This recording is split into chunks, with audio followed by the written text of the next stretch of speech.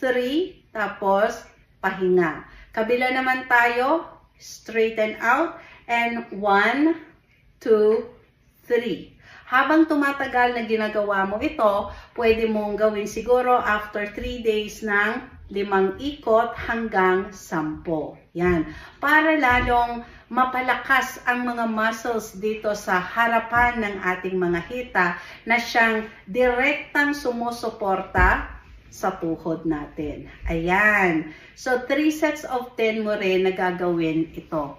Okay. So, ang sunod niyan, pagkatapos, kumuha ka ng unan.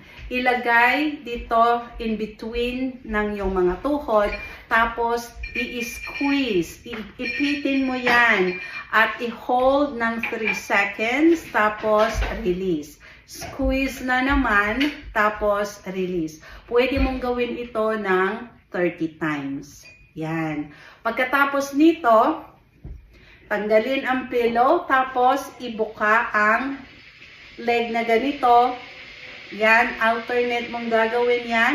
Para naman ma-workout itong singit. Alam niyo kapag tight ang mga singit natin, nagiging mas masakit ang ating mga tuhod. Kaya yan, nag-aggravate din kapag lalo na kung ikaw ay may arthritis. So, ilan ang gagawin mo dito is 30 times din. Pagkatapos dito, pwede ka nang kuhanin mo yung walker or dapat mag-exercise ka sa harapan ng table para mayroon kang suporta para praktisin mong tumayo. Pero ang upuan, kung meron kayong may sandalan, mas maganda din. So kapag pag mag-push up ka na tumayo, nose over toes na ganyan, tapos tayo. Humawak ka sa table ngayon, tapos i-hold mo dito ng 30 seconds, tapos habang naka-hold ka, itaas-taas mo yung mga sakong mo na ganyan. After 30 seconds, humawak sa likod, nose over toes, at pumupo. Magpahinga ng ilang minuto, tapos ulitin mo na naman yan.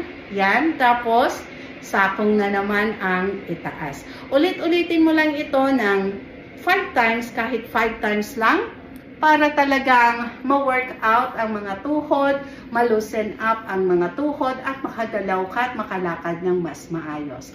O yan, pakishare na para makatulong.